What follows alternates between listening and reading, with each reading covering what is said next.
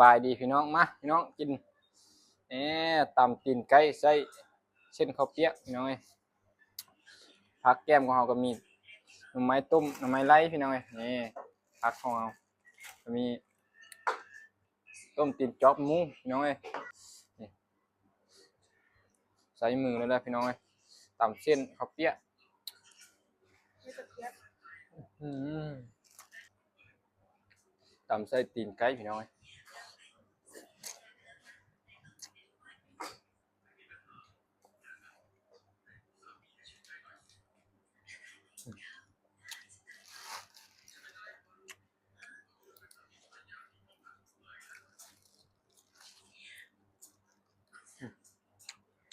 อันนี้เป็นหน่อไม้ไล่พี่น้องเอ้ย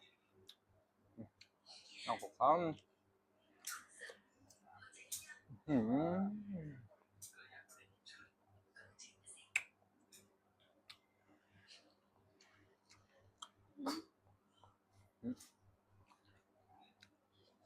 ตีนไก่อืม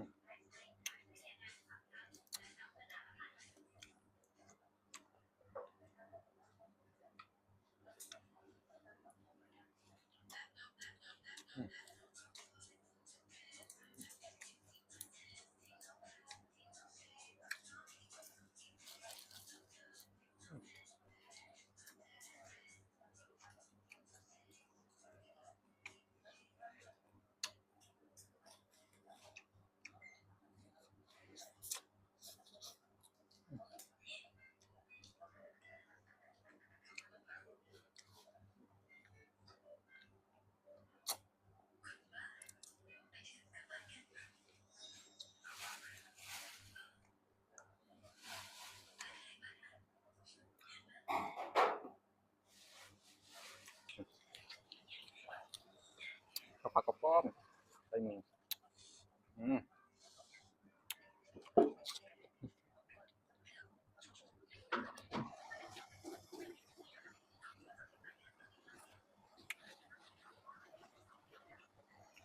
ตีนไก่เปื่อยๆ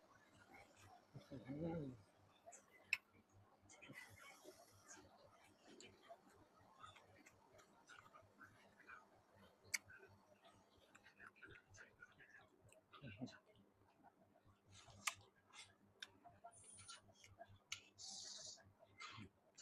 เส้นข้าวเปียกหลังเนาะหน่อไม้ต้มอืม